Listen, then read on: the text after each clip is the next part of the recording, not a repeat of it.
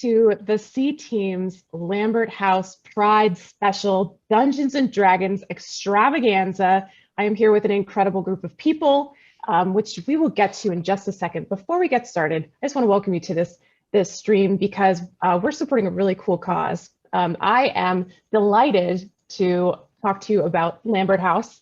The Lambert House is a Seattle-based nonprofit. It's a youth center here that supports LGBTQ+ youth, gives them a safe place to hang out and chill and get to know other kids who are also in that demographic. So we are really, really delighted to support them. All the proceeds, all the donations from today's stream are going to support it. It helps them develop leadership skills, social skills, life skills. You can learn all about it at lamberthouse.org. And these are the ways in which your contributions are going to support Lambert House today. Linked in the chat, you'll find all of this information. You can donate directly at the PayPal link, which is tied to this stream. You can share with your Twitch bits.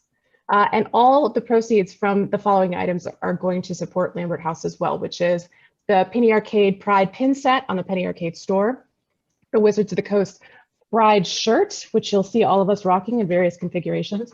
And for the first 2 weeks of launch, the Idle Champions Rainbow Flump Familiar Pack, featuring the new Familiar Prism, which is incredible. Yeah, so thank you so much again for watching this. Donate generously. Let's get them bits flying around.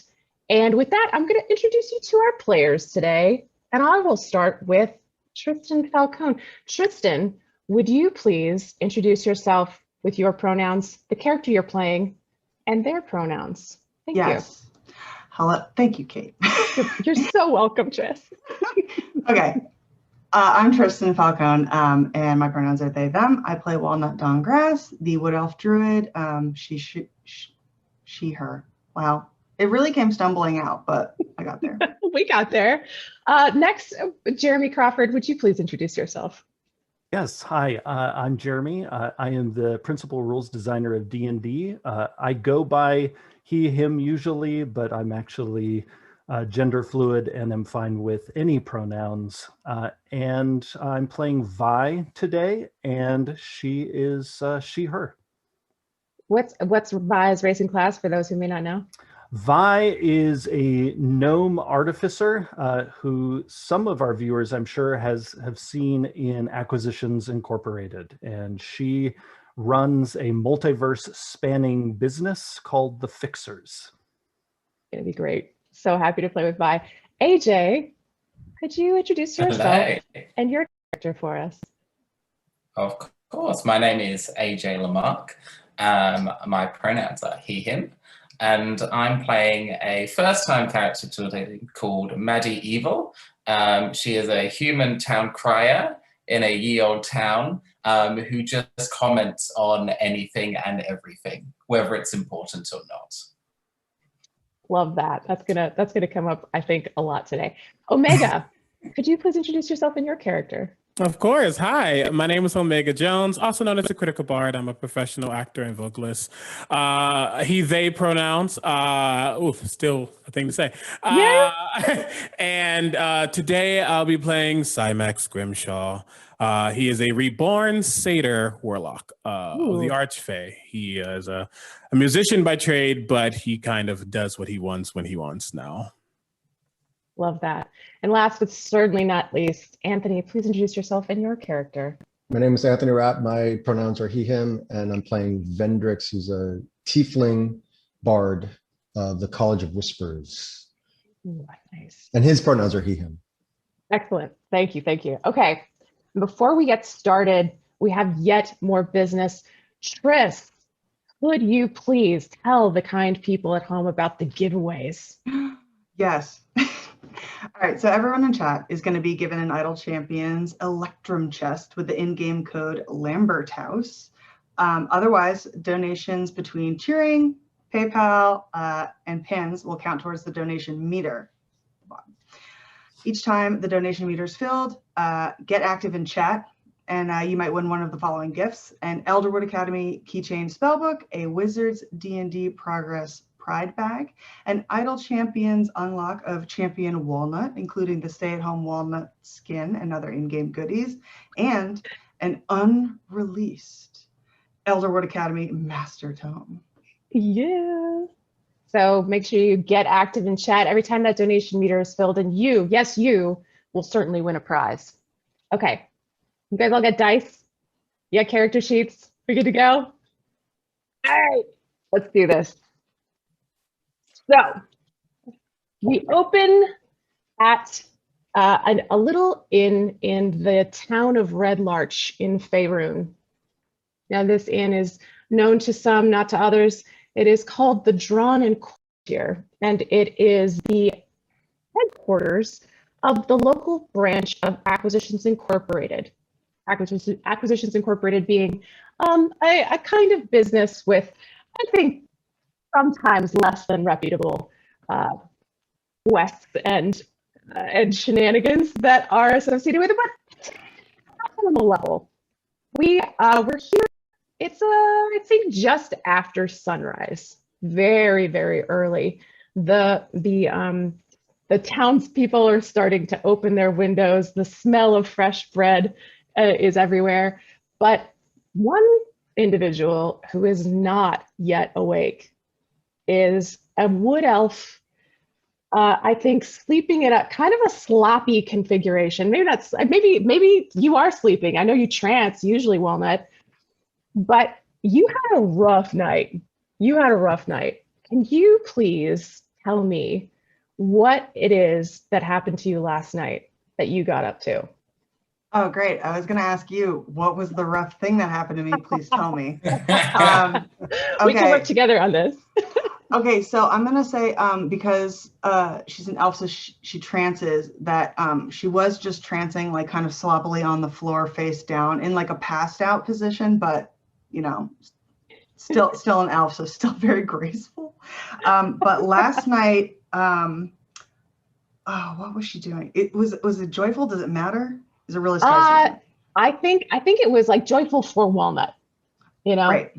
Oh, she took a moonlit stroll along a creek and like saw some interesting night bugs. Oh, yeah, no, she was using a little summoned flame to douse for spider eyes. She just wanted to see a lot of cool night spiders. Nice. And maybe is it fair to say that like some of these night spiders, some of this dowsing, like maybe she stumbled upon some like interesting moss growing on the side of a tree. Oh yeah, well it's like it's cascading, right? Like like first there's the spider, and then there's the moss, and then there's the tree, and then there's the squirrel within the tree. You got to wake him up and tell him about the moss. Does he know he lives near it, and how to take care of it properly? It's the whole thing. It was a rough night. Okay, that sounds exhausting. You got at some point this squirrel, this moss, everything sort of like it got brewed into a tea. You drank the tea and you ended up face down on the floor at the Drawn and Courtier. So now the rest of you, I am delighted to announce you have just rolled up to the Drawn and Courtier in, I think, kind of a sick cart, like a nice carriage, like the Lambo of carts, because you have been paid handsomely for what is about to happen. You know exactly where you're going. You all, screech to a halt in front of this, and you make your way up, and you are standing now in front of a door that is not entirely closed even, but there's like dirt and leaves that are kind of like piled up around it, so you're pretty sure it's the right door. What would you like to do? Is this the one? Is this the one we're supposed to be dealing with? This lump of dirty elven whatever? No, let's not be rude. I'm sure. Is it rude to tell the truth? Sometimes, actually, yes. All right, well. Hello? Nothing. I stroll in. I'm a little gnome, but my My hair is beehived this morning, looking fabulous. Mm. I'm already halfway through my first cigarette. Mm-hmm. Oh, honey, you must have had a night. I think, little nut, it's time for you to wake up, my dear. And I lean over and I blow some of my cinnamon smelling smoke into her face. Mm. You would think it would be the cinnamon smoke, but instead it's just the stress of hearing Vi's whole, and there's a cat, the stress of hearing Vi's whole like candor that she's awake and she doesn't know where she is. She's very disoriented, and there's strange people, and there's people she doesn't expect. And somehow, even though there was, maybe the tea, she's a little hazy on what last night was. So it's just like a true pigpen moment of dirt and crime and leaves. Love it. As Okay. Walnut is waking up, Maddie takes this opportunity to ring the little town crier bell that she carries on her at all time, very loudly in the room, and says, "Iggy, I think she's up. I think you up? You're up. Yeah. Oh my God." Sorry, that was. She just puts down a bell. I was like, I've made a faux pas. I've done a social. All right. Just puts down the bell by her side and looks a bit ashamed. I've done a social bad. Honey, that is a lovely bell. But if you ever do that again, please warn me, because I have the best earplugs. And I really could have used them in my ears before you did that. As someone who understands music very well, that was not. What sort of musical instrument do you play? You see the panpipes that are next to that are attached to my little belt. I go, I am connected to music in all ways. You may be a bard, but I know music like the back of my tongue. But that's not the point. Do you know how to play a little bongo? The question isn't, can I play it? Can I play it correctly? And then I'll just look over at Walnut. Get up, please. Now, Walnut, you've never seen any of these people in your life except for Vi. And so it is a little alarming, maybe not the most alarming day you've ever had. However, I will say one of the things that's unusual is that Vendrix, you suddenly remember that you have a letter on your person, and it's from one Brahma Luthier. And would you please read the contents of this letter? And I'm reading it out loud to Walnut. Oh, yes. Yes. Dearest Walnut, this is why, well, just Walnut, can you hear? Do you need to clean the dirt out of your ears, or can you hear? No, I can. You're Thank right you. in front of me. Dearest Walnut, it's me, your wife. Because we were married on a day you don't remember, apparently. Before I write a song about this that will echo down through the generations and make the name Walnut synonymous with anniversary forgetting, you've got two choices. Is there more? Oh, there we go. Yes. 1, invent chronomancy and go back to yesterday, which was our anniversary. Or 2, you can undertake a sweeping quest to make it up to me. I'm going to suggest you do the second one because the first one isn't real. Yeah, yours currently, Brahma Luthier. I think that might be of interest to you, Walnut. Something tells me. Okay, well, I have so many questions as to why you have a letter from my wife, but like starting from the top,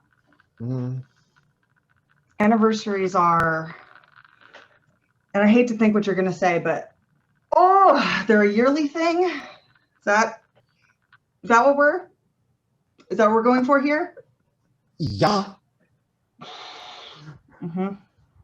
You should consider yourself lucky to have an anniversary. A. B. Yes, they're yearly.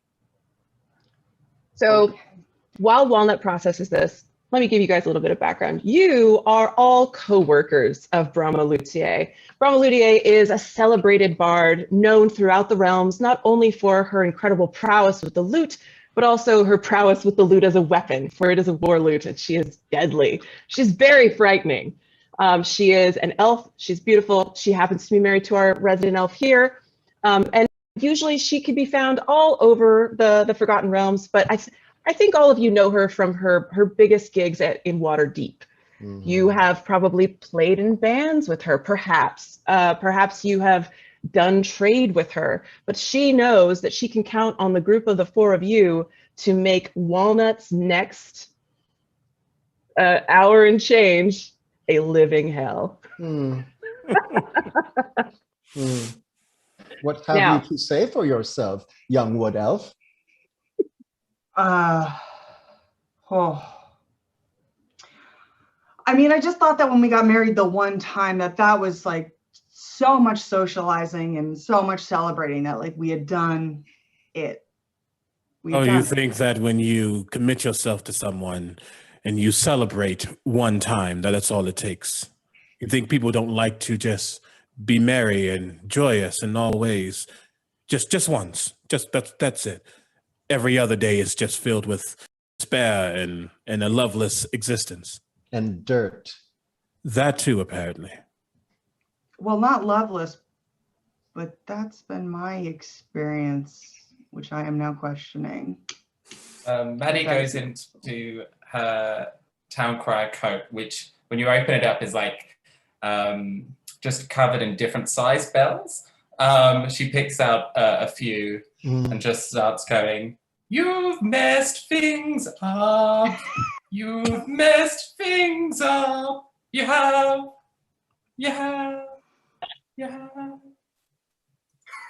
Just puts them back like nothing's happened. Helpful. It's barely even dawn, Walnut. This is rough. Okay. Now, honey, let me correct something from your very talented wife's letter. To make it abundantly clear, chronomancy is in fact real. And if we could go to my lab, we could turn back time, honey. Great. You notice as Vi speaks about turning back time, Cymax is just staring at Vi, but not in a, oh my gosh, this sounds very cool, as in a, stop talking, because that's not a thing that we have a luxury of doing. If it did, most of us would not be here right now.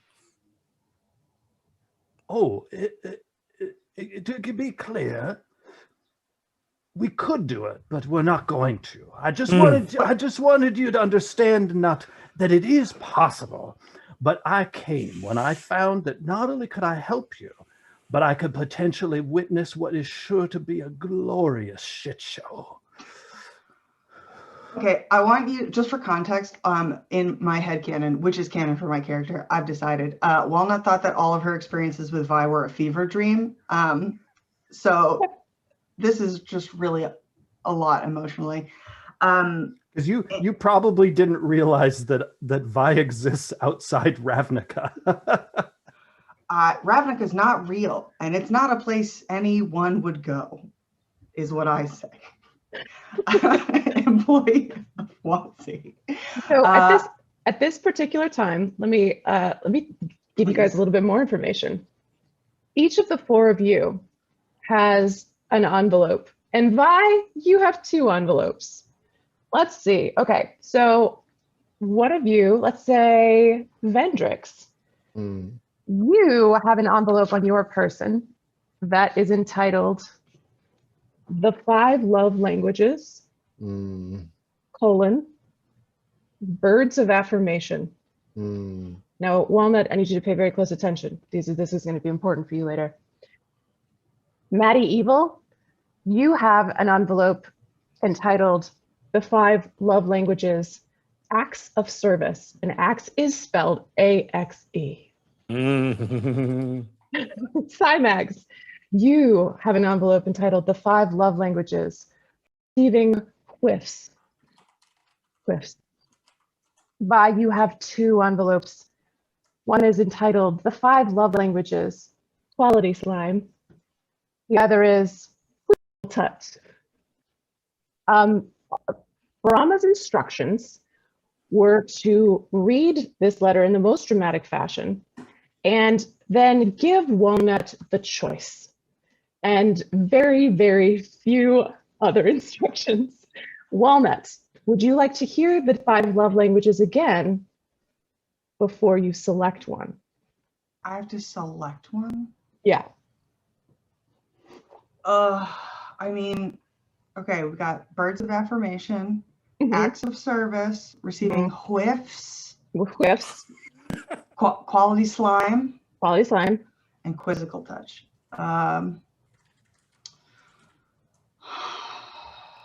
Well, I mean, there's things to like about all of them, especially the slime one, and we will get into that later privately.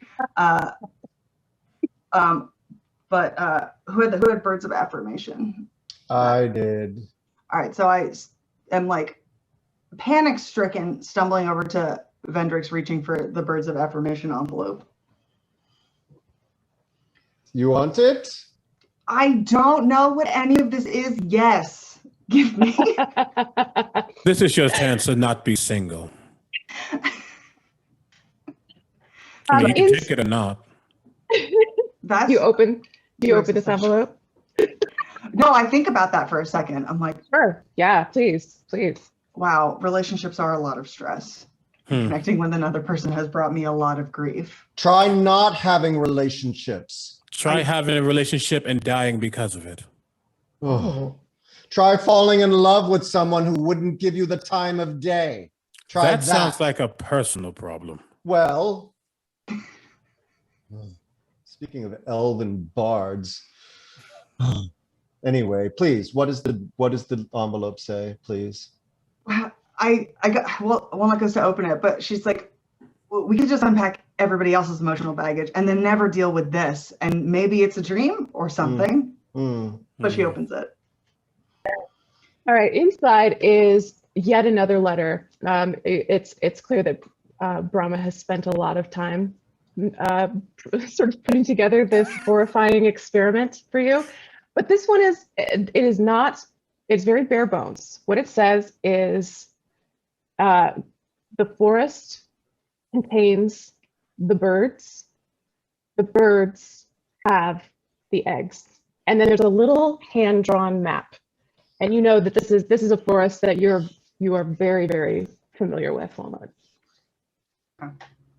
Okay. Do I recognize it as like the Crypt Garden Forest, or is it the forest north of town? Like, I know I know so many. I know that's true. You are a wood elf. This is the forest just north of town. This is an easy jaunt from Red Larch. Okay. So I look at this and I read it out loud so everyone has the same information that I do. And then I say, so you were here to get the eggs for me? Yes? Town crier, would you care to explicate for her, since you seem to know how to talk about things in plain terms? Prepare the earplugs, V. And Maddie walks over to the window and opens it and starts ringing a bell. Hear ye, to the wood she goes. You don't know who they are, probably, because I doubt everybody in this town knows each other, because it's quite a big town. But this person has to go to the forest anyway. There's a quiz, something about love, and we're going to have to get eggs in the forest and birds. It was a nice play on words and double entendre, as they say. Off we go. Yee. Okay. And so you all know people are just booing at the window as well. No, I know. Like having her private business like yelled out the window. It's like Mona is like a very stoic, does not like to talk except in moments of extreme anxiety, which apparently this and all situations are. So she's just like, okay. So but you're gonna help me go get the eggs. Sure. I take that as a binding contract for all of you, and I assume you speak Only for have one everyone. binding contract. It's not this. This is merely a favor. Okay. Sure. Well, I respect that. I respect a sure and a favor, a sure favor. I sure would favor y'all to follow me to this forest. It'll be but a moment's jaunt. I set aside my almost finished cigarette. I reach out my both of my gnarled hands. Honey, may I? I reach for your hand, Walnut. I am in this moment so hoping that Vi and everyone is just a specter, but I do go to touch your hand. First off, you see, I'm for real. No. But I know this is a really tough day for you, honey. I want you to just take a deep breath and keep in mind, this is a chance for you to show Brahma your love, one of the most precious inventions in the multiverse. This is a privilege. I've had one shipwreck of love after another. To have a partner, ooh, delicious. But when you get all anxious today, just remember, if it all goes to shit, we can turn back the clock. Walnut's like slightly comforted by this, so she goes, I did like it better when I didn't have to show my affection and Brahma just told me how I felt. But I do understand how maybe that is tiresome. A little bit. Oh my God. I can't believe I forgot the anniversary. Why are we not making a bigger deal about this? Let's go. Let's go. Play a nice little tapping rhythm on my little hand drum. My little conga. A good marching cadence. Yes. Busted out. Yes. Yeah. Time is a wasting. So we make our way. Prafa is just opening up the cordia for breakfast. She sees Walnut and a bunch of barred artifice looking MFers, and she's like, yep, that looks about right to me. Y'all make your way to the Red Larch Forest. Let's get a check. Who's following the map? Look at the map. If we're going to a forest, I probably will have the map. Hold on, that's a maybe. That's a maybe on that one. No. Wow, we got settled quick on that one. That was a journey. Who wants it? Who wants it? He looked at the map and went, no. And just handed it to whoever's next to him. I got a little inspiration for somebody who wants it. Hello, you're really good at this. You're really good at this. Hello. Nice. Hello. Who wants it? I'll follow the map. Very good. There you go. You got inspired. You're inspired. I pull my goggles down so that I can actually read the map. Love it. Now, Jeremy Crawford, lead rules designer of Dungeons and Dragons. Historically, like, maps are kind of all over the place. When you do a map check, do you do like insight? No, you wouldn't do insight. Do you do like nature, perception? What do you use? Survival, you think? Survival would be good, or if I need to figure out some clues on the map, maybe investigation. So I'd say survival or investigation. All right, let me get you know what? I like survival. Give me a wisdom survival check, please, Vi. And Cymax, as the guy, he would have handed the map to Vi. As he did, he just have fun. As he gives you some guidance. Dang. Okay, so Vi, you have advantage and guidance. No, it's with a little D8 bonus and a D4. Oh, a D8, bonus. a D8 and a D4. Okay, well, geez. All right. Read that map, Vi. Here we go. And I need it because my D20 roll was a 3. Do you have any bonuses for your survival or no? Just +1. You know what's delightful is I can see your rolls now on D&D Beyond. It's never been easier. I can see your shame. All right. What was your total, Vi? I got a whopping 13. Okay, just over. So you are able to successfully, I know this one. Thank goodness for these bards, you know what I'm saying? Honeys, it was all you. So you are able to find this honestly pretty rudimentary drawing. Brahma is many things, but not an artist. But it's hard to miss it. Once you're there, you all see exactly what Brahma has intended for you to find. There is one particular tree in the midst of this forest that is, it's been stripped of all of its leaves. The trunk is quite thick and the branches are thick too, but all of the leaves have been removed to craft these massive nests, huge nests. It seems like every branch going up in sort of a spiral pattern. The leaves are green, orange, yellow, all the beautiful colors, and they make for quite beautiful nests. Every single one of these nests has a very large bird sitting in it. And oh no, hold on. I have a whole illustration for this bird. Oh no. You just trust me, it's great. How do I do it? Yeah, look how cute. There we go. Yeah. There we go. Gosh, Yeah, there he is. There he is. Oh no! I'm gonna turn my Zoom background off so you guys can see this. Sorry, Alyssa. Here, we're doing it. Everybody vamp. We're live. Everybody vamp for a second. Oh, look, there's the bird. There's a bird. Okay, check him out. This is the bird. Each nest has a bird just like this. This is a butterfly for scale. This is a big puffy friend. Big bird. These are big birds. Thank you to Tyler Jacobson for illustrating the big puffy bird. Okay.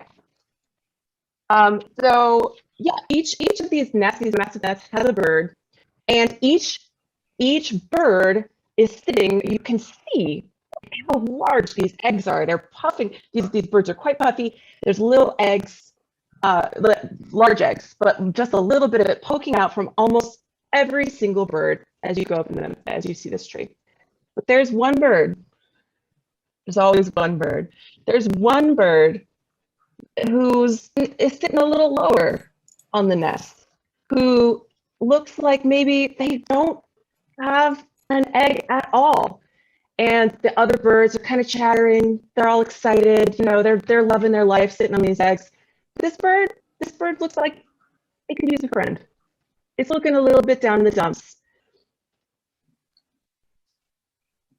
Does she want me to kill these birds for her? Does it say that? It doesn't say a lot. I'm really going off of what I like her, panache, right? Something tells me you, being the wood elf, could converse with these birds or empathize with these avian creatures. Birds. That would be pretty messed up. If your wife wants you, the druid, to come slaughter these admittedly horrifyingly large birds, I say as a little gnome. They did some horrible things to this tree. Easy come, easy go. Circle of life, baby. You're sexy when you talk like that, Nut. Hi, you're a million times my age, I assume. Oh, if you only knew.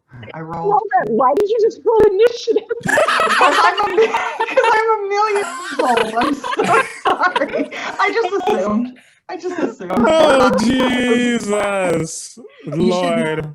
You should know it was a 3. So, okay, I can talk to these birds. So I definitely want to meet a horrible societal outcast. Definitely want to talk to the bird that does not have an egg. Okay. And so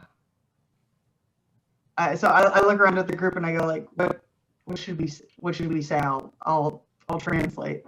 I am pretty sure we are not here to be your teachers. I'm pretty sure we're here to make sure you do what you need to do to make sure your wife doesn't leave you. We've established I have a question. How do birds keep warm when it's cold outside? I've always wondered, because in summer they seem fun, but then it gets cold, and I'm like, feathers. I'd like to know if they're insulated. Anybody who wants to answer that, give me a nature check. An intelligence nature check. 12. Okay. 15 all right. for me. A 15. Okay. All right. 16. 16. All right. Any of you can answer that. Ably. I mean, some of them fly away in the winter. Don't you know that? Oh, that explains why I don't see them. I just thought they had little houses somewhere and just went away and, you know, like hibernating, but not like a bear, because they're not bears, because they're birds. All right, no need to ask. I'm out of questions. How did you get hired for this? I could be asking the same to you, actually. Oh, really? Maddie, I want whatever you're having. Either way, if you want to step forward, or, you know, we could force them to come over here. Your choice. No, we should not make the giant birds move from Why their not? nesting ground. Oh, territoriality. Birds make absolutely no sense, even when you can talk to them. So many different reasons. Understood. Then you have about 10 seconds to move before I act. 9. Okay, great. Wonderful. Oh, the counting down makes 7. it so much more anxious. Okay. So I speak with animals and I just call out to the bird that doesn't, I mean, it's to everyone. All the birds could understand me, and everyone else just hears like a very wild, that stock sound in every movie where it's the eagle noise. Let's hear it. You know what I mean? There we go. Thanks for that. Talk about that later too. And so I call out to the bird that doesn't have an egg, and I go, hello, good bird. So sorry to have disturbed your nesting ground. I see you are without egg. I can understand comment. It's fine. And so this is, you all hear this. No, it's fine. I speak common. Listen, it's nice of you to notice, but there's really nothing that can be done about it at this point. I don't, it's not, you know, let me back up.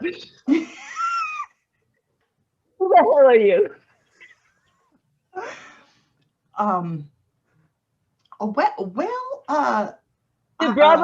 Did Brahma send you? Yes. Oh my goodness. Thank God. Thank Bird God. I'm so glad. She said she was gonna send somebody. All right. Things are not going great. Let me show you something. Can you come up here? Can you come up to the nest? All of you. Everybody come up. Can I do a real quick insight check on this giant bird like in my face? Yeah, absolutely. It's my best skill. Dang it. 19. Hey. Okay, here are the things that insight check teaches you. Definitely a bird. Definitely like kind of a maroon. Yeah, like not trying to like lure you. This isn't like a thing where the bird's trying to get you up so that it can like munch on you like that. It's not like that. This is like the bird wants to show you something. Okay. I go, okay. It's like a 20-foot climb or fly. So let me know how each of you wants to get up into the tree, starting with you, Nut. Gosh. Well, I don't want to be another type of bird and risk offending this bird. And I don't want to be anything delicious, so I will turn into a tiny little weasel and just like spiral climb up the tree. Do you get like advantage on acrobatics? On being totally cool because I'm a stoat? Yes. Listen, I don't know if stoats can climb trees. Is that a thing? You'd know. It's a weasel. Do weasel climb tree? Yeah. It's a mustelid. I'm just going to keep saying things to you until I actually look. I'm like pretty sure a weasel can climb a tree. I'm like pretty sure. No, All right. They can. Oh, Okay, all right. I get a +0 to athletics. Hey! No, you can just climb the tree. Sweet Wheezy. All right. Who would like to ascend up to this nest next? I got a little misty step. Ooh, you love to see that. Hey! Wow, very good, very flashy. Just hear the dramatics. Is it athletics or acrobatics to climb up a tree? You tell me, bud. What do you sell me on it? I was once a satyr who died, but I'm still a satyr, and I might not have, my mirthful leaps anymore. I'm still able to climb and traverse things, just not as good. But I'm pretty acrobatic, so I will just casually try to get up a tree as I can. I'm also from the Feywild, so I'm used to stuff like this. Yeah, for sure. In the Feywild, they got mad trees. Trees. So you're gonna parkour up this tree. All right. Parkour. Yep. Give me an acrobatics, and I will give you advantage because you were a satyr and you died and you're back again, but you're still a satyr. Great. I will gladly do that. I'll do that. And dear Beyond, wait, how do you do it with advantage? By the way, I'm not going to inspire you. Maybe not ever. Hey, guess what? I don't need your inspiration. Oh, the shade. Okay, that's hold on. 18 or actually 18 plus. I'm going to use my knowledge of the past life to roll a d6 and add that because knowledge of the past life. Someone sounds like they are jealous. That's a 19 overall. Love it. You bounce right up there, and then you and Vendrix can have a staring contest while we see how Maddie and Vi want to get up into this tree. Maddie? Maddie's just staring, she's got her hands on her hips and she's just kind of looking up. And she's looking down the tree and she's looking up again. She's like, and then she gets some of the bells out from her coat and whacks them into the tree. And PlayStation 1, Tomb Raider, Lara Croft could swing around on those things. That's what Maddie is attempting to do with the handles of bells as she goes up the tree. Incredible. Oh boy, howdy. That sounds pretty athletic to me. So I'm sure that's a really strong stat for Maddie. Give me a strength athletics check, please. Oh, here we go. What do we get? Maddie got an 11. Okay, all right. For the sake of the story, I'm going to say it works, but it just takes a while, and it's like an awkwardly long. It's about Yeah. The bells are just slightly off, so it's making a horrible sound as she keeps on swinging around. And the large bird is like, I'll wait. No, I really don't want to give this spiel twice, so I'm gonna wait till everybody's up. I'm sorry, I'll be up in it. Just give me. I'm just spinning. You make it eventually. So while Maddie is climbing up with the bells, I toss aside my cigarette butt and said, I put on my nice overalls today. There's no way I'm climbing a tree. And I click my boots together and little thrusters fire out as I cast the fly spell through them using my artificer magic. And I just, with my boosters, fly up, but I pause next to you, Maddie, and I say, sweetheart, I'm right here. I'll catch you if you fall. So just keep going. You're fabulous. And she's swinging around. She's like, thank you so much. So upsetting. Very good. We all finally find our way onto this branch. And the bird says, great, thank you. You'll see why I needed you all to be here when I show you this. And it moves ever so slightly off of it. And you're all dwarfed by this thing. It's enormous, but it has big, cute eyes, very unthreatening. It moves off of its nest enough that you can see there's an egg there, but it's way too small. It's way too small of an egg. And it has its little rump out of the way, and it's like, this is the problem. I don't know what happened. and everybody else has really big eggs, but my egg is very small. It hasn't hatched. I don't know if I did it wrong. I don't know if it's a size thing. I'm surprised I haven't squished it, but it's the wrong egg, and I could promise that she was gonna help me with my egg. So can you fix it, please? Thank you. What are you? You see magic starting to pull in Cymax's hand, but nothing happens because he has to suppress it. What am I? I'm obviously a large, puffy bird with big, friendly eyes and a smile that could kill. That can talk to us? How? Yeah, it's a crazy, wild fantasy world out here, huh? All right, cool. Fair enough. Sure. Anyway, I would love to talk to you more about this whole family story, but they're being assholes. And from up above, you hear, obviously this is like, he's on the lowermost nest, and it's like not a place of honor. He's on the lowest nest. This is rough. Obviously outcast from the rest of the large puffy birds. I feel you. Well, what do you want to do, Druid McDruidton? Oh, give this poor boy a calcium supplement. Clearly, like, seems cut and dry to me. Or more likely, his family is a bunch of jerks, and they played a switcheroo. Or also, who says it's too small? Looks like an egg. Plenty of things have eggs this size. And I will say to you, and now I'm talking to the bird, I'll say to you, honey, wonderful things come in small packages. And I look up and down, great power and great heart.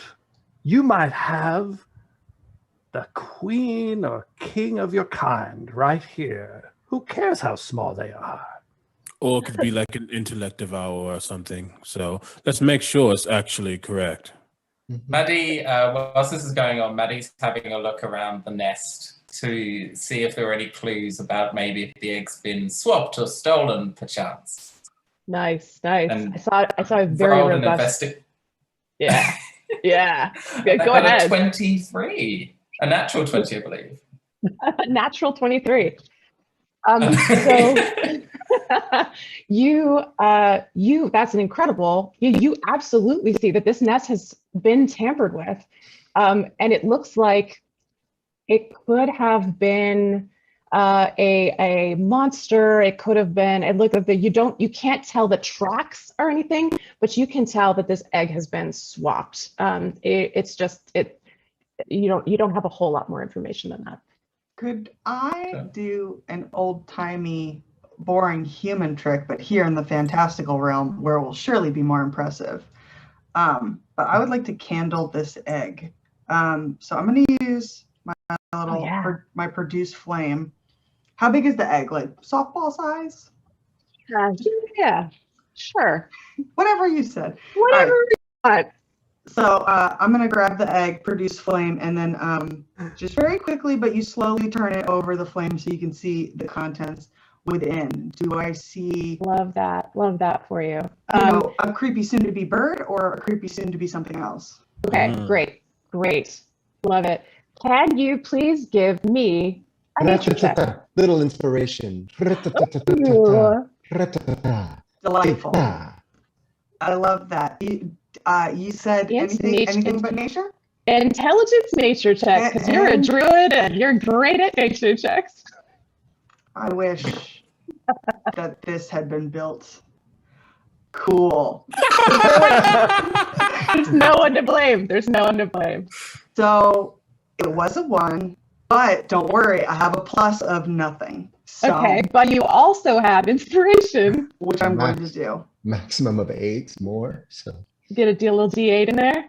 I'm gonna get a little D8. Hang on one second. You know what I'm gonna do? I have a good D8 here. I'm gonna do it by hand. Do it. Hang on. There's a 2. Okay. You're welcome. You candle this egg, you hold it up, you see a blob. It has limbs, an unspecified number, maybe, probably a face-ish. That's all you get. I go, does this look like anything? No? No, it doesn't. I go, not to ever be outdone about a thing that I completely gunked up. I go, interesting. Well, this certainly reveals a lot. And I put it down, not too hard, but not too soft, like I'm sure it's the right thing. And I just go, Oh, tell us more. What I'm fascinated. I've found a lot of clues, but your clues are more important. Go. Oh, well, I wouldn't want to poison the well, so certainly tell me what you found, and we'll see if it corroborates. Oh, good Lord. I don't want to poison the well. That'd be horrible. I presume a lot of creatures would also use the well and then they would die. Gosh, now I'm sad. It's very serious. And Maddie kind of points to the clues in which she's found in a nest about the broken branches and the kind of very suspicious looking damage to the nests that occur during these conversations. My question, the other birds, one, how far away are they from this tree? Like, where's the farthest bird from where we're at right now? The farthest bird? Of this kind from where we are right now in feet. I'd say this tree is probably 80 feet tall. So you're another 60 feet up, and there's nests that spiral all the way down on the strong branches of this tree. Okay. The main question of that is, what are they all doing? Obviously, this bird can speak common, which means they probably maybe can speak common. What are all they doing as we're here and struggling? They are. Let me get a perception check. Give me that whiz perception, please. I'm going to use some guidance on myself because lol, not my best skill. Okay, yeah, that's great. 19, 20. No. Nice. 20, yes, 20. Nice. Okay, I'll take a 20. You are able to determine that all of these birds, they were kind of like chittering and they were laughing a little bit at your bird friend. But while y'all are talking, those birds are totally listening. Like they're 100% eavesdropping on this conversation. If you try to look at them, they're gonna act casual. They do bird stuff. Gotcha. Whatever. But they're absolutely listening to this conversation. Oh, and he'll just say, and he'll say it in Sylvan just naturally, and he'll say, "I'll be right back." And I'm going to take out the pipes that are on my side, and they look kind of weird, but he plays too specifically as he misty steps 30 feet up. You can misty step too. Oh. But as he gets to another branch, he inverts those pipes and plays the most haunting sound ever as I use the pipes of haunting. I need all the birds within 30 feet of me to make a save, or they're going to be frightened. What save? What are we making? Wisdom? It's a wisdom 15. Lower than my actual DC, but it's a 15. Okay. Yeah, they got a 12. I'm just rolling for all of them. So Great. They're all scared, right? Yes. And as I play that and finish, I cast Thaumaturgy, making sure they all can hear me. And I say, you have 30 seconds to give that egg back to the one below, or I'll murder you all. Cymax really likes to count, and it is terrifying. I say to no one. Wow. This is getting far more exciting than I expected. So the frightened condition in combat is very explicit, but in this case, scared the living shit out of these birds. At least half of them actually take a dump, and then the rest of them fly off. Every single bird is now gone, like sucking it out. Yeah, they with a flutter. an incredible flutter of huge wings, and their big, beautiful, sad eyes are looking back at you. They have to abandon their eggs. They know that they're going to come back. But yeah, the threat proved too strong, and they are now gone. That was really effective. Are there any extra eggs? Do anyone have like more than one egg in there? Were they hiding an egg? Oh, great question. Yeah. And go ahead. They were probably just cold. That's why they flew away. I learned that recently. I with my thrusters still blasting from my little boots, I fly up next to Cymax and I start scanning the nest to see if there's an extra egg somewhere. Okay, great. This is a required check. Both of you are able to see that every single nest just has one egg, which makes sense because the eggs are huge eggs. Mm-hmm. However, Vi, let me get another wisdom perception check from you, please. As Vi comes to me, I'm noticing that they're looking, and I'm one of those. Some music notes will come from the pipes as I give you guidance. Nice. Oh, goody. So I will add. Always use guidance. Always use guidance. Always. So 19. Yummy. All right. Vi, you are from Ravnica, more of a city gal, maybe. But even you can see that there are some extremely unusual tracks that are leading out from the base of this tree off into the woods. And it just seems like maybe that has something to do with this quest. From your high vantage point, you can see where they lead as well. And they seem to stop. There's like a cavern that's got a bunch of straw sort of piled around the outside. You're able to see that all from where you're flying. Look at those tracks. This looks like a clue. You Did see they that? match the? Oh, go ahead. I was Well, going to say, did they match the tracks that Maddie saw in the nest? They just might. They just might. It's totally possible. now, Walnut, this is your day, so I'm not going to tell you what to do. I'm just going to putt around here in the sky and let me know if you need my help. But there are tracks down there. I'm going to tell you. I don't to know. follow the You might want to tracks, follow Walnut. the tracks. I'm going to follow the tracks, Walnut. I prefer when a strong-willed woman tells me what to do, but in this case, I'm desperate and I will take your advice. Thank you. You're welcome. However, I do have my doubts about my own abilities. I'm not saying this out loud.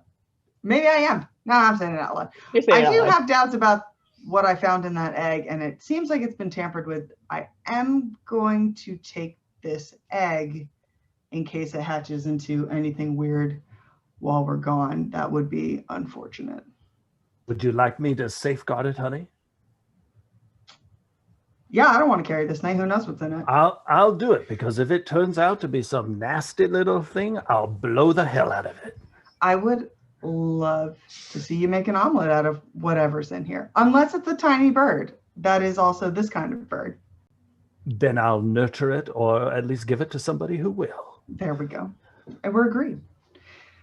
All right, so we have to clamber out of this tree, which I'm hoping we do so gracefully. Go follow those tracks. Yeah, it's really graceful. Every single one of you float, you wheeze down, you stoat it up. You know, whatever you want to do, no checks required. I'm a fun dungeon master. Tell all your friends I'm fun. Oh, Lord. Okay. So you're going to just follow these tracks? You're not going to look at them first, or just going to go? Look at them. I had to get up to them. I want to do a survival check. I would love for you to do a survival check. Give me that whizzy survival. Oh my God. These fake fantasy dice are haunted and they're not rolling or balanced correctly. Honey, I think you need to, if you look at them over here, if you crouch down to my goal, you'll have a better view. And then I wink at you.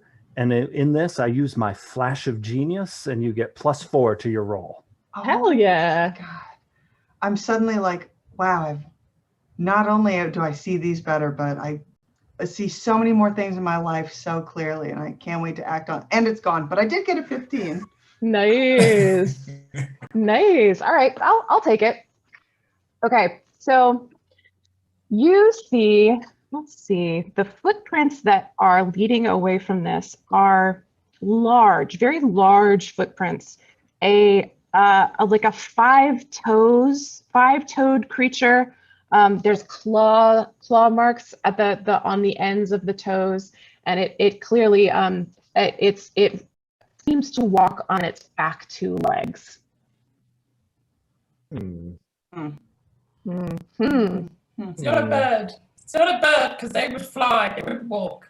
That's Could true. it be?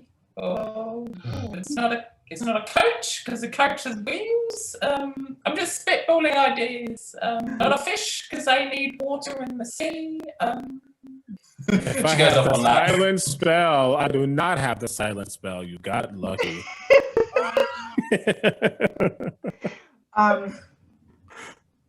Yeah, I was caught between, what makes sense for my character to think, and what monsters does Kate think are funny? None that I can think of. None monsters. Now, it now just occurred to me.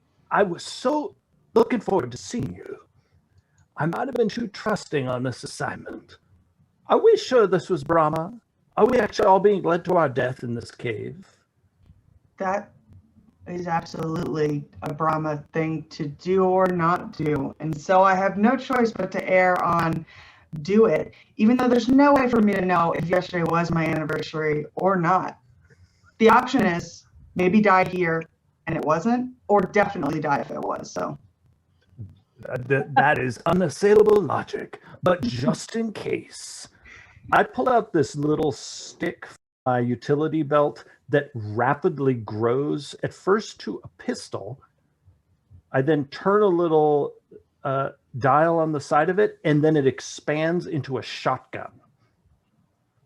All right, honey, now we can go in the cave. This quest, if I had a gun. What's the relative size of the shotgun to your little body? Yes. The shotgun is as tall as I am. Yeah. Yeah. Important and practical. We love to see it. We love to see it. Yeah.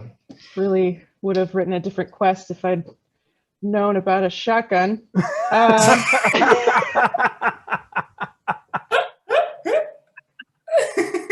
we got this. We got this. All right. Okay, so you would like to proceed I would. to the cave surrounded with hay? Excellent. Okay, you proceed. Everybody give me a, I want everybody to give me a wisdom perception check. I assume that you're all trying to like hear what's going on in and around this cave. Nat 20 for a 25. Dang. 26. Excellent. 17. 17. Love it. 8. Nice. I like that. 25. Yeah. My one good roll when it doesn't matter. Jeez Louise. All right. All of you except for Cymax are able to. Is doing him. He's in his own land right now. You can tell that he's listening to something in his head, something that his patron's trying to tell him, and he's just trying to block it out. Right? He's like haunted from having died and then come back. Yeah, you know it happens. Cool, great. It happens. Whatever. Okay, so y'all hear from within this cave what can best be described as horrifying snufflings, snufflings, scratchings, occasional like maybe some like animalistic moaning. It's not great. It's not the worst if that's what you're into, but it's not great. So it sounds like Vendrix is singing. Got it. Okay. Multiple or one? It's hard to tell. Unclear. It could just be one. There's a lot of sounds coming out. All right. Well, all right, nature girl. You like the critters and the dirt. You wanna lead the way, perhaps? Critters, not monsters. Huh? Not a big, you know. Oh, are you scared? No. Yeah. You want to survive this thing or not? I can start giving Vendrix disadvantage for being a butthole. I love it. Honestly, I think getting dunked on is like exactly what Walnut needs. And maybe me, I don't know. This is therapeutic. I need that tough love. Okay. Walnut's like, yes, I am. Yes, okay, you're right. I have. This is a thing. This is a matter of the natural world. That is my steez. I'm gonna take charge here, and just very, very carefully, look at what we're dealing with here. Can I like tiptoe? Can I like stealthily tiptoe ahead? You can. Give me a dexterity stealth check. You're gonna give me love that a 26. check. I do love a 26. Thank you. I love that when you guys roll on D&D Beyond, you can't lie to me about what you got. I see it. With my eyes. And that was a nat 26. Okay. So yeah, wait. I can lie to you. It's just less believable.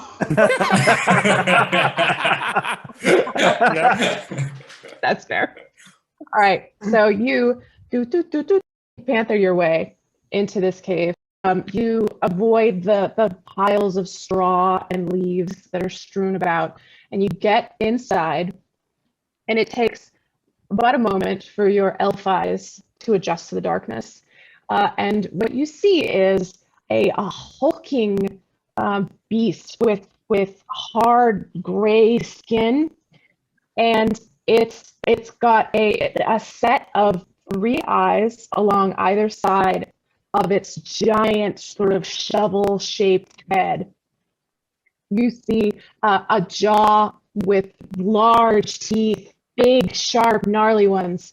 And most interestingly, you see it is sort of building a little area around a soft space around a huge egg that looks maybe a lot like the ones that you saw in the tree. Oh my God. These things lay those eggs too. No, I'm joking.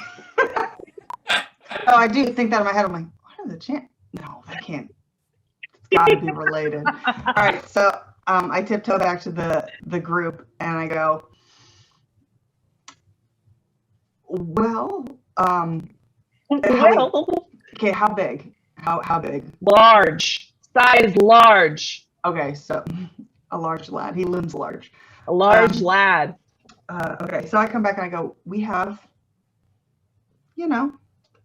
a creature of some kind to deal with that I don't know what it is. But it does love the egg as if it was their own.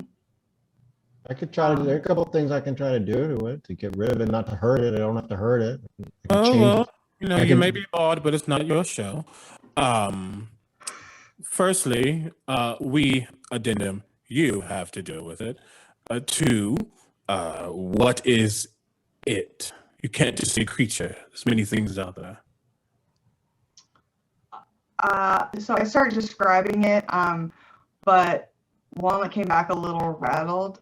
So she starts juicing the details a little bit. And instead of 3 eyes, there's 30. And it's not large, it's truly massive. So honey, let me stop you there. Yes. Do you want me to just set a bomb off in there and just take it right out? Well, no, we need the egg. And also, it's not this thing's fault that the birds gave it the egg. It's just the way you were describing it. It was so scary.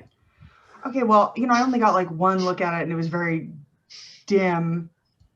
So how about I go in there and I'll take a look. Wait. Vi, I don't think I actually got your name, Vi, right? Yes, I'm Vi, honey. Okay. Actually, if it has that many eyes and it's totally monstrous, preposterous, Vendrix, actually, you can go in if you want. Happily. Take it. Take this Sure. moment. The spotlight think, is upon you.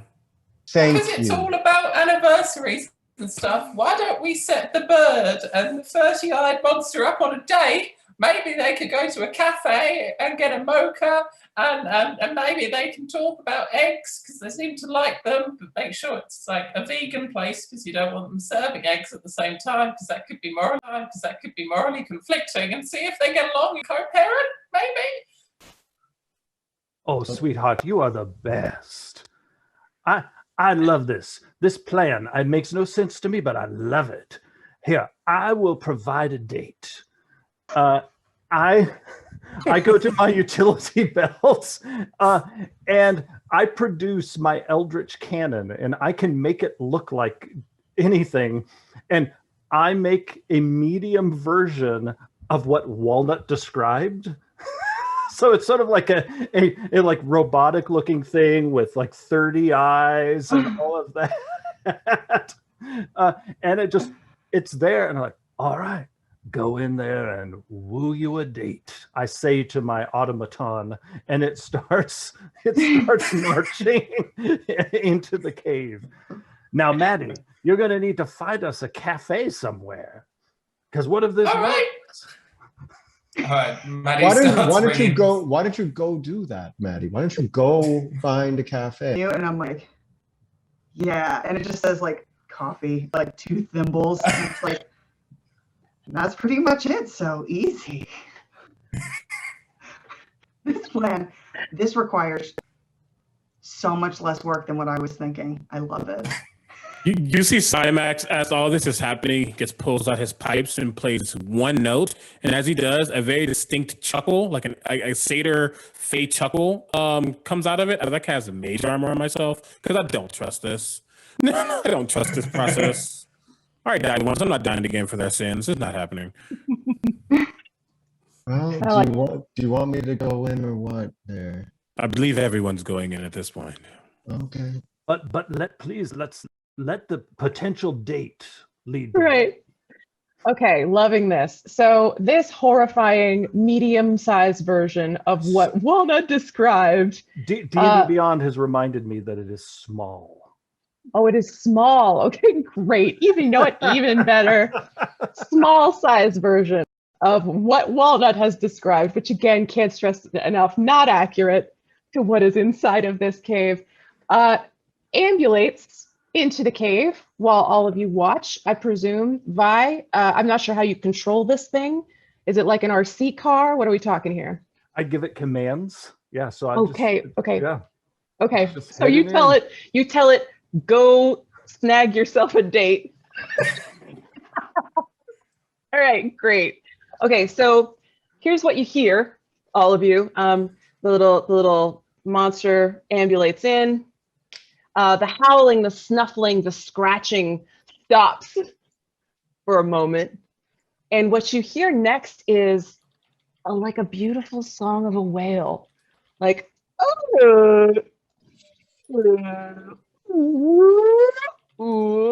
and some small scratching.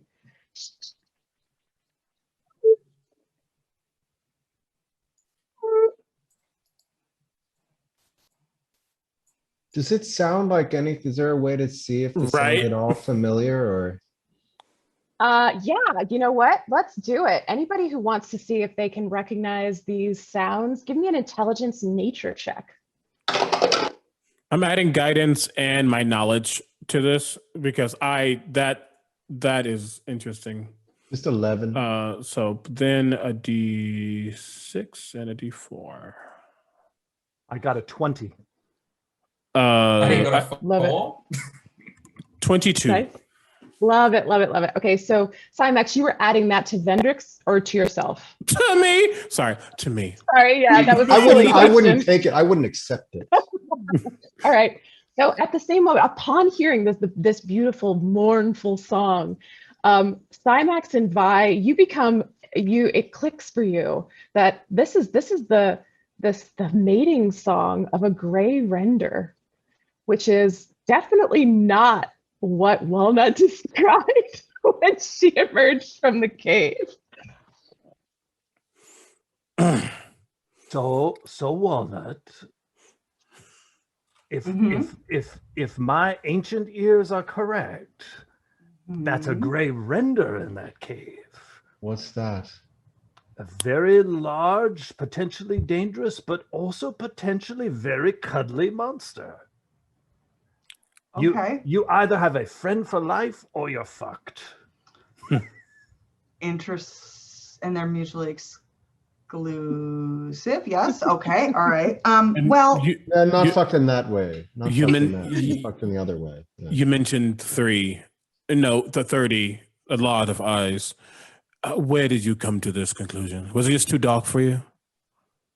You know, time makes fools of us all. No, Why, time about that makes a fool of you. chronomancy. Oh. Sorry. Oh, the day's not over yet, honey. We need to give this a go. Plus, we might have just seeded true love for this gray render. Did you hear that lovely song? Vi, question for you. This thing that you created with your item, is it like a typical illusion? What is it exactly?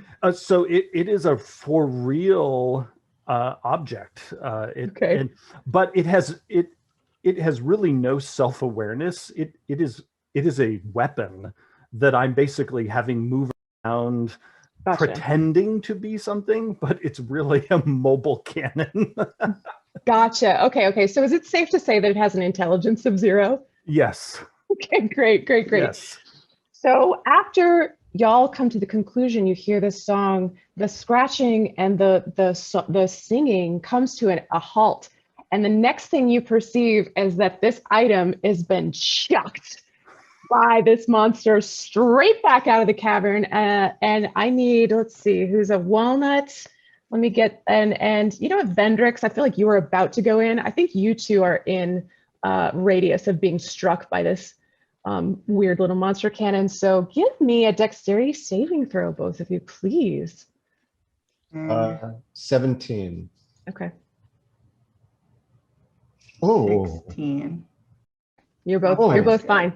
So, yeah, you just Neo out of the way, and Vi comes to a dramatic landing at your feet, tumbling to a stop. Some little smoke coming out of its ears. Going well. Does it take some damage? Yeah. Does it have hit points? Yeah, it has hit points. Yeah. Let me do some damage on you. That's 4 points of damage. Tumbling damage. All right. It is still functional, but I go over and I'm like, oh, you poor thing. Poor little baby. That was effective. Now there's silence.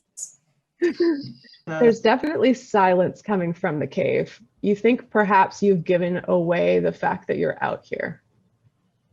Mm-hmm. Oh boy. Mm-hmm. Now it did let off that lovely sound. Maybe we could woo it out with some music. That's great, because I can't do that at all, but you all seem to be so mostly talented in that arena. I didn't dream of. Yeah, you see Cymax actually just stare, like just turn and look at Vendrix, like, by all means, this is the performance of a lifetime, potentially just one lifetime. Go forth. Great render. Great render. All right, here's how we're gonna. Jesus Christ.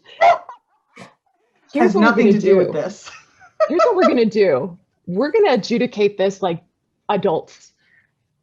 I want a performance check from you, Vendrix, and anyone who joins Vendrix in his performance will grant Vendrix a bonus to his performance. And I do need you to be very specific about how you're going to enhance this. So Vendrix, go ahead and give me that performance check. 29. Incredible. Okay. I am so impressed by this performance. I've got to join in. And so I pull out of my utility belt it looks like a little coin purse, but I blow on it and it suddenly expands into bagpipes. And I'm a little gnome-sized bagpipes. Yes. I start playing along with the beat. What is Maddie, sorry, but Vi, what's your just performance bonus? +1. Okay, all right. So you're up to a plus. You got a 30. Eat it, Cymax. Eat it. Yes. Maddie is overcome with the beat and wants to join in. So she opens her coat to get some bells out and just starts doing the tune of "If I Could Turn Back Time." Ding, ding. All right, what is your performance bonus, Maddie? +9. Love it. Okay, we're up to a healthy 39. Cymax, what do you got? So my patron is here, Sam, the Prince of Fools, and I'm trying to decide if I'm going to corrupt this or not. Oh, classic. I'm gonna roll a d20. No, I'm gonna roll it in chat. If it's under 10, if it's 10 or below, I don't apologize. Oh,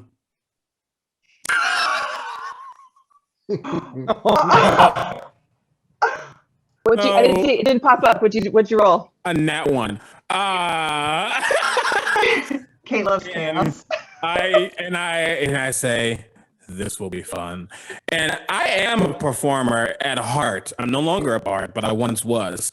And I begin to play, but it is like the most dissonant sound that has ever existed, and specifically making sure that it sounds like he's not on 2 and 4, he's on 1 and 3. I want to make this sound the worst it can get. Now, it's probably not going to be that bad because all the help he's gotten, but he definitely tries to corrupt us. Oh my God. Okay, so tell me, is there a mechanical implication to corruption? You know what? There is going to be a mechanical thing to this.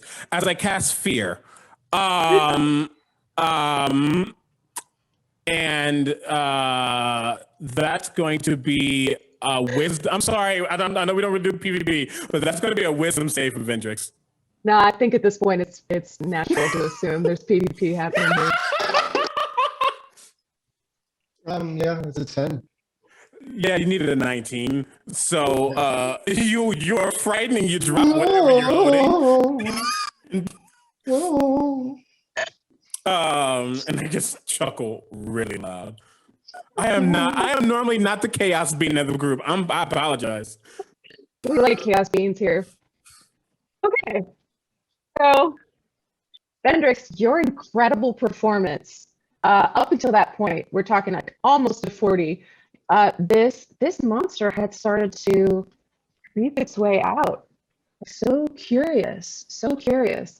And then at the moment of that corruption, and you're getting sad and afraid and dropping your drum, it retreated back into the darkness of the cave. But you do hear the really a real Tim Allen Home Improvement. And then just like the barest little, almost, if you had to guess, Wilma, in your extensive experience as a druid, the scratching sounds you hear, they sound like questions, interrogative scratches. Oh. It may be a little curious about what's going on out here now. Okay, I am going to ask about an action that you can feel free to say no to, and also please consider that having someone that makes rules for D&D should not enter into whatever your decision is for how to use this spell. Don't worry. Okay. My game. So it says that healing spirit, I call forth a nature spirit to soothe the wounded. Now, yes, there's physical wounds, but also emotional and wounds in interpersonal relationships. And it can appear as a certain type of creature, like a transparent beast or fae. I know that Cymax is no stranger to the Feywild. So what if just a really cute little Almirage, little transparent Almirage just like comes up and it's like, Hey, I know how much Vendrix sucks. Look at him. Listen to him. Just the whole vibe. I get it. You get it. We both get it. Nobody gets it more than I get it.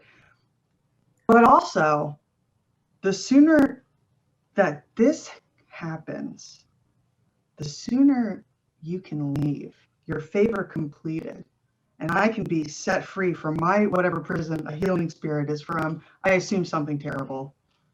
And you can be rid of these people. So, you're free to make your own choices, but I just want you to know. Sure. I'm with you. What language is this Almirage speaking? Oh, well, I'm going to go ahead and say that it's only something that Walnut herself would be able to speak. Mm-hmm. So I'm going to say Sylvan because in her head, that's the fanciest one she knows. Seems like a fancy monster.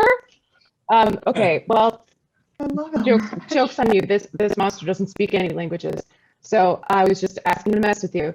But the sound of the sound, you could see it in the eyes. So because you are attempting to nurse an emotional wound and you're not speaking this, there's no language that can bridge this gap.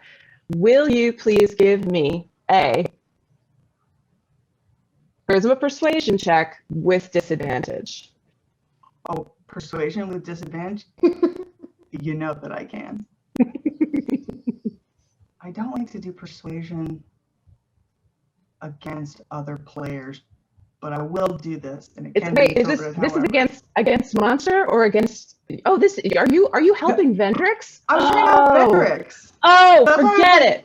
Forget that persuasion check. I don't. It worked fine. Oh, it's fine. Vendrix feels great. Well, I meant like this little sweet rabbit was trying to implore like Sonimax, like, do you want to do a good and maybe get this done fast? Oh, sorry. No, I get so excited about stuff, and then it's like it just comes out. No, I'm the dumbass. Okay, so this Almirage is trying to be like, yo, Sonimax, be cool. Okay, that makes sense. This makes complete sense. Sorry. I love it. I'm a visual aid though. So cute. Adorable. The Cymax just looks. You can tell that it's not that he doesn't have any ill will against Vendrix. He's just tired. He's tired from existence. And this is just I relate. Right. And he fine. And I pull out my good pan flute and play a very gorgeous song that was actually a love song that he played to his lover, who's the reason he's now dead. And backstory, don't worry about it. I will help again with my performance. I don't know if you want my number, but I will help. Yeah, give me your number. Give me your number. It's a +9 as well. Am I no longer frightened now? I've dropped a spell. Oh, I understand you have emotional wounds. I have emotional wounds. That's why I act like an ass sometimes. It's part of the thing. We're all friends, really. I mean, but oh, you've softened me up now. Oh, well, I was trying to maintain a strong facade, but it's not working. You've penetrated it. See, this is what happens. Oh, oh no.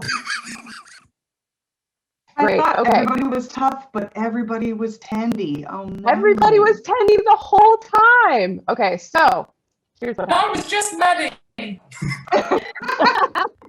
You're with that luscious, I believe, 48 that you have collectively rolled. That the gray render that had retreated back into the cave slowly pads back out with this new harmonious love song layer that Cymax has laid upon the top of this already beautiful melody. And the gray render comes out, kind of dancing a little bit. Sniff. Those big three. I'll just, you know what? Let's see if I can show you guys. It's this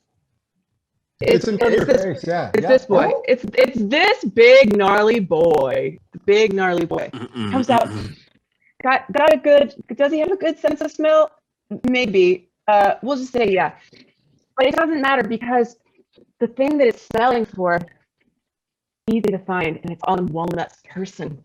So this large, again, can't stress that enough, large monstrosity comes galumphing over to Walnut, and with I mean, no apparent malice, doing a big sniff all over all of your little pouches and things. Perhaps trying to find something that you have. What is it, boy?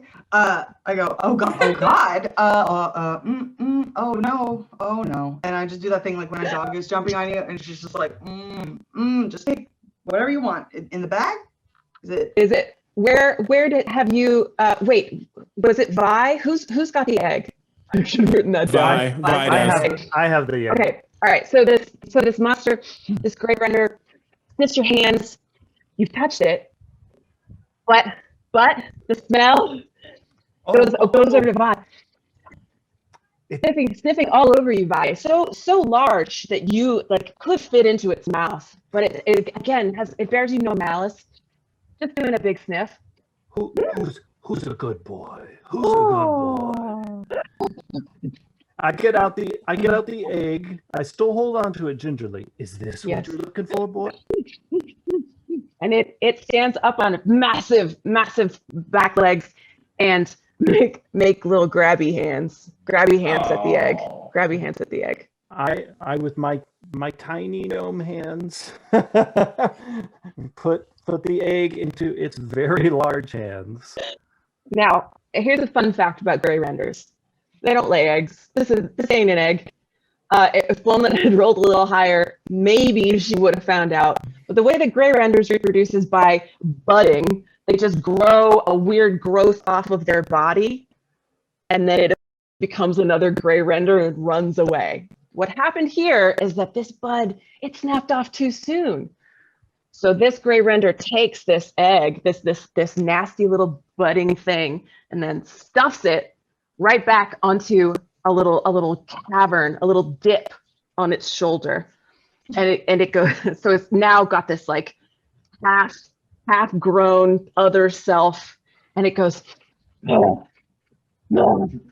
then I want to know. Please let me know each of your intelligence scores, not your bonuses, but your cumulative intelligence score. Let me start with you, Walnut.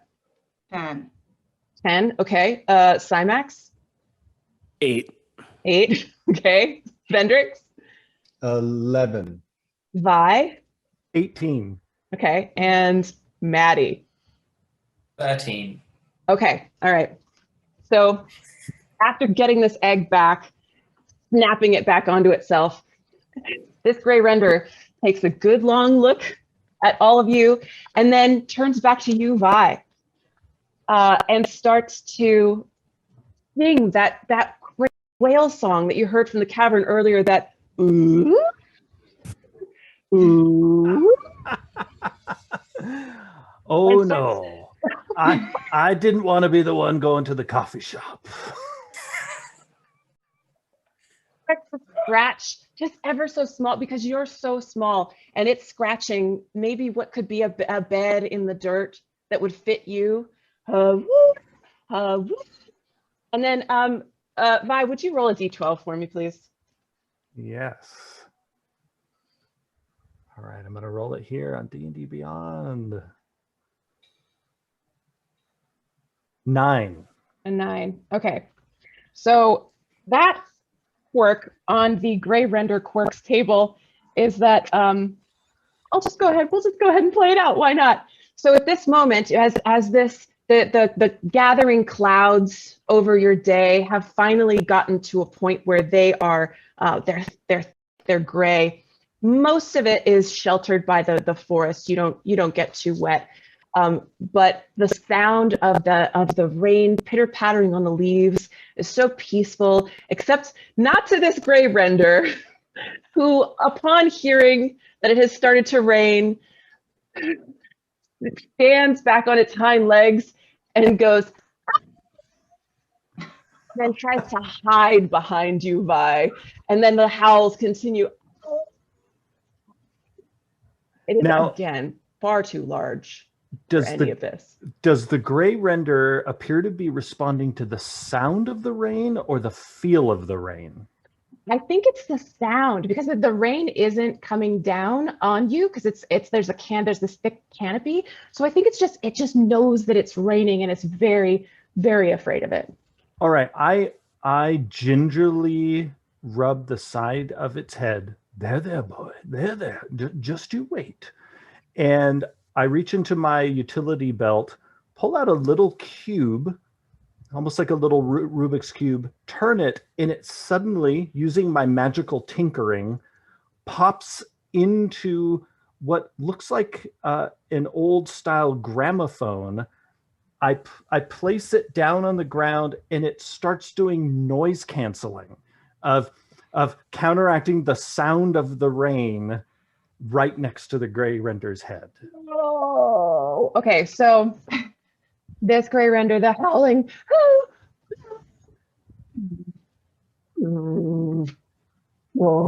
and then it has started to like bend its body around you, Vi, and is sort of like a dragon with its precious hoard, and it's going, and occasionally you get a little nudge.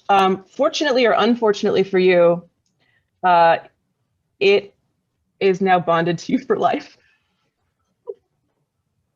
That's what you always wanted. Once it forms the bond, the render serves its master in all things. You're welcome. Well, I had no idea I was going to find a new friend today. But it's love. Don't you worry. I say, petting the gray render. We'll find a wonderful den for you and a job back at home. I love to collect creatures to work for. Gray renders have a pouch in their body. Can Vi use it as a locomotion creature as well, like a mount? Do they have a pouch? Don't they? I mean, this one does. I'm glad you because asked. I said it. Thank you. Do not weigh in an official capacity because they do. You know what? I just looked, and yeah, this one has a little pouch in its belly. In fact, this gray render that is curled around you protectively by, one of the things it's now doing is trying to scoop you ever so gently into its little belly pouch. All right, gently now, gently. I'm delicate. I'm not as resilient as I used to be, but I'll ride around. It looks so proud. While this is happening, is the big egg is still there? Big egg's still there. Yeah, and I say we probably should get this back to its little mother, father. I don't want to assume. Not so little, but yes. And look at this. I already have a job for my new friend. Sweetie, I pat the gray render. Please gently take the egg, and we're going to put it up in that nest. So the gray render, this is going to be tough. Maybe this is something that you can invent a way around with all your tinkering skills, but the gray render doesn't speak common, but it reads your energy. I think you're Have a great time. Walnut. I know you might be dirty, you might be a little weird, but I think you're also cool. You're inspired. Ooh. I feel inspired. You know what? I just need a little positivity, right? It's all, and I'm going to do a good job with this egg. And I produce flame again, and I candle the egg again. And I also step over and I say, I'm only here because you and your wife and I go way back. Luckily, I might like you too. Might. That was a lowercase might with a undercase, strike underneath might, and I guess give you guidance. I love it. Take that. Well, I was like, I understand. I hate most everyone too, especially everyone here. Everyone. Valid.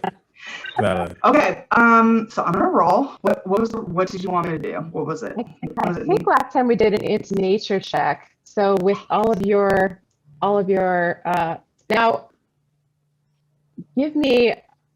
Do you have better animal handling than you have nature? I do, and what a great role that would be to do. Let's do it. You want to do animal handling? Because I would love to do last something time that it wasn't an animal, but maybe this time it is. I would love to do something that I have a bonus on. All right. And the here we power go. of friendship. I'm fueled.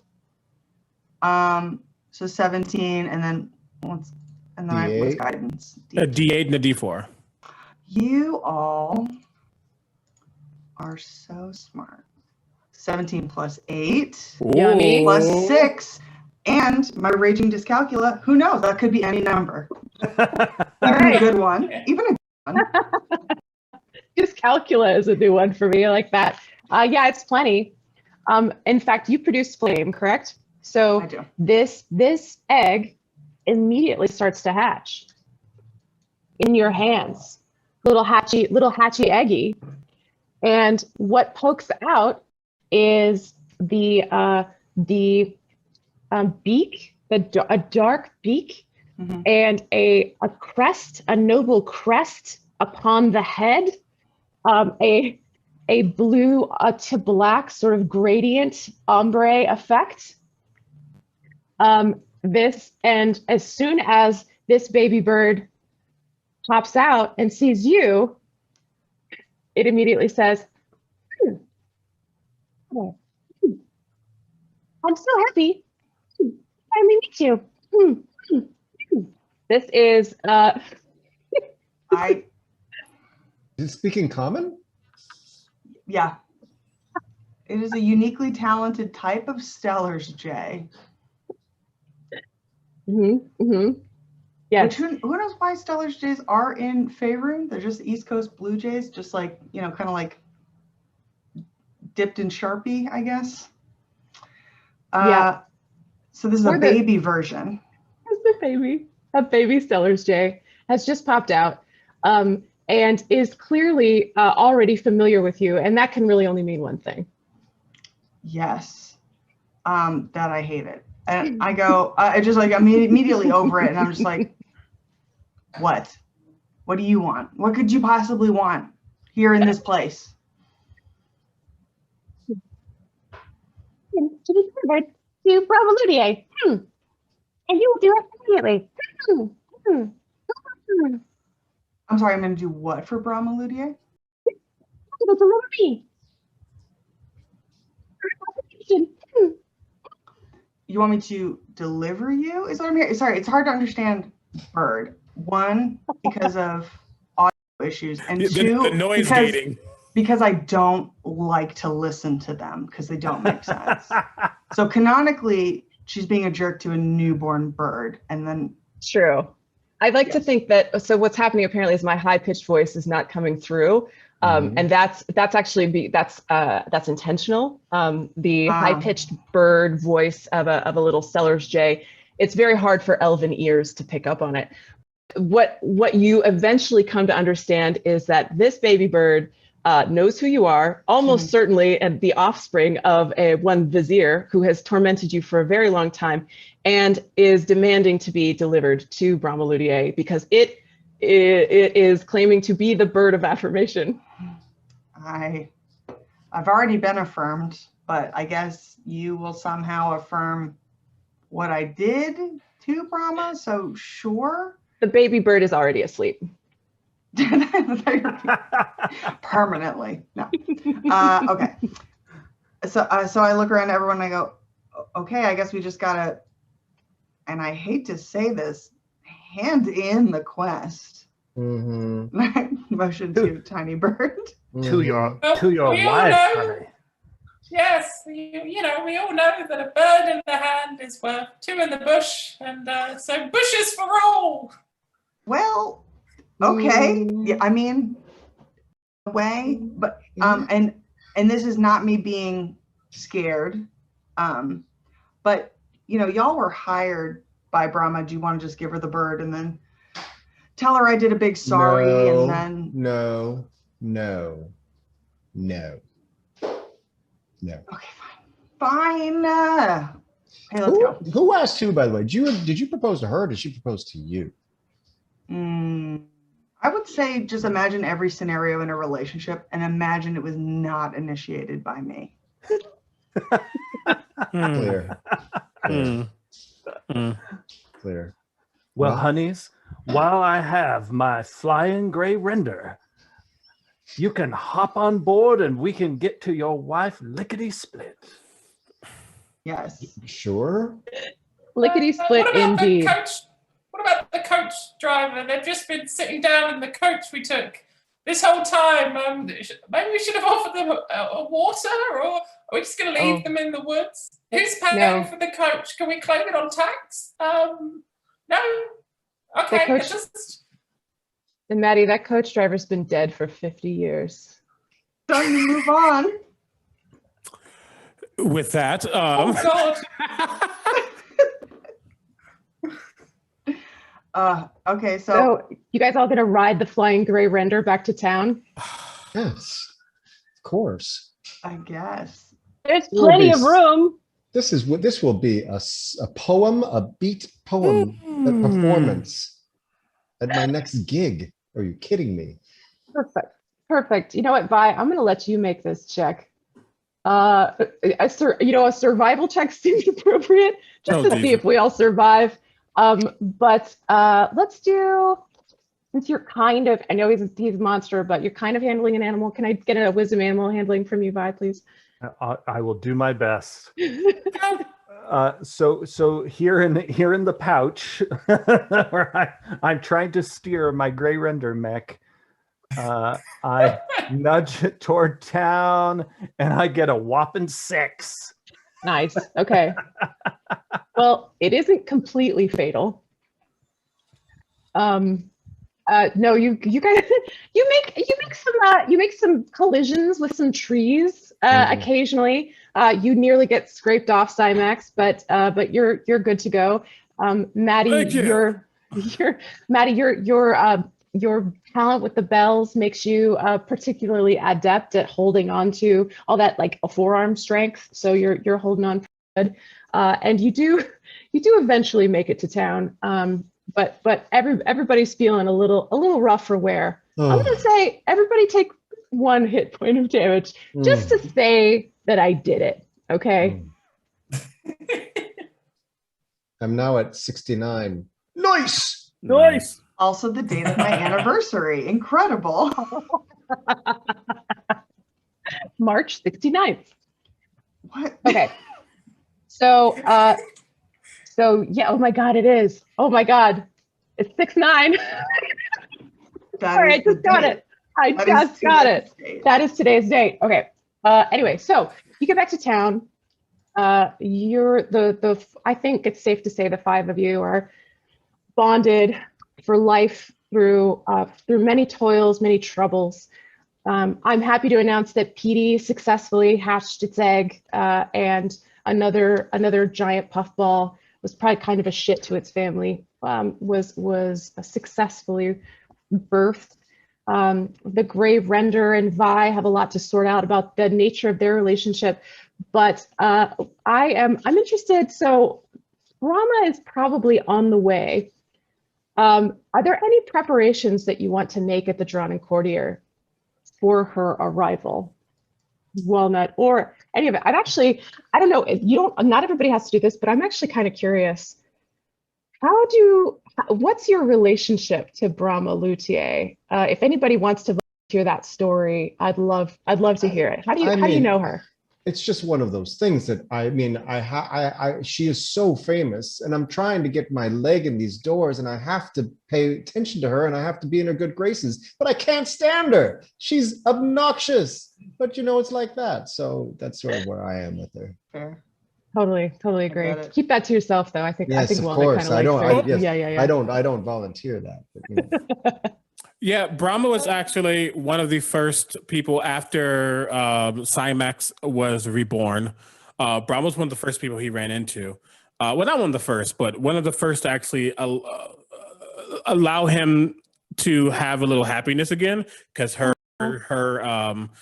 general, like how she carried herself, he felt like he shouldn't be moping around anymore. So yeah, he helped her with a mission. And he actually said specifically, if you need one thing, call me and I'll be there. So this is her cashing in. This is the thing that she picked. Yeah, that sounds very, very Brahma.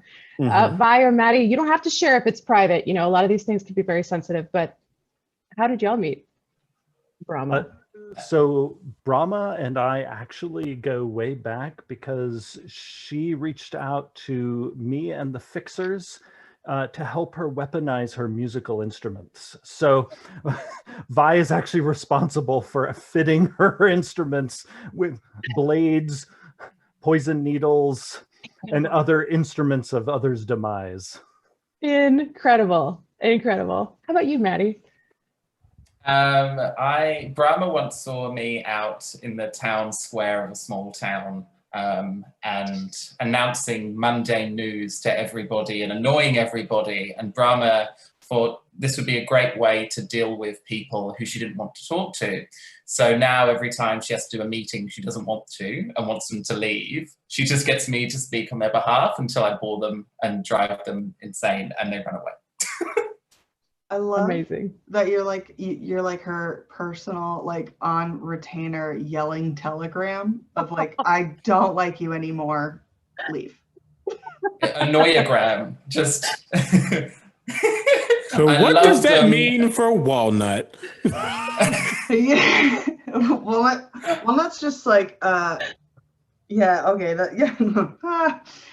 oh boy.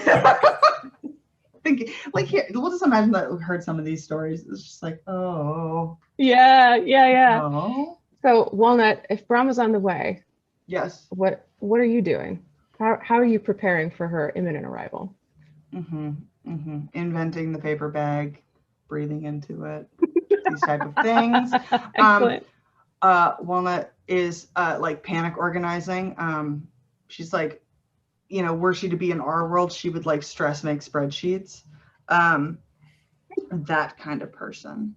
And so she's like, okay, what do I need to do? It's got to be good. The lighting's got to be good. I got to like fix the curtains in here. Like, would you forgive me more in bright light or in like dim light? What kind of music should we play? What says forgive me?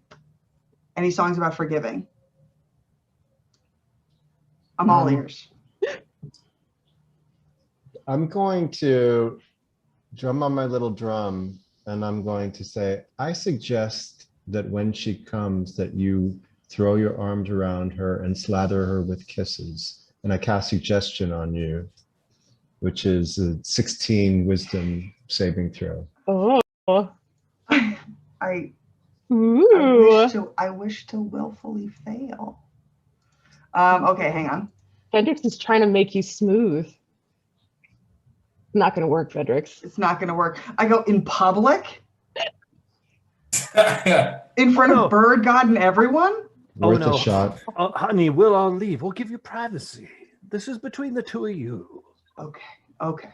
With that, Walnut, you do a sniff, and the unmistakable scent of field-ripe strawberries wafts through the window of your room at the Drawn and Courtier, and you know that she has arrived. And that's it. That's our game. Y'all, thank you. Thank you for this ride. Thank you for this ride. Okay. I'd like to please thank you so much, Wizards of the Coast. Thank you, Elderwood Academy. Thank you, Codename Entertainment. Thank you, the Idle Champions. Please donate generously to Lambert House. It is such a good organization. I'm so honored that we got to do this incredibly silly game just for us, but also to benefit this awesome organization. So I hope that you donate. I hope that you buy stuff. I hope that you enjoy your giveaways, whoever won them, and have a wonderful Pride Month. Happy Pride Month, everybody. All right. All right. See y'all next time. Bye. Bye, everyone. Bye.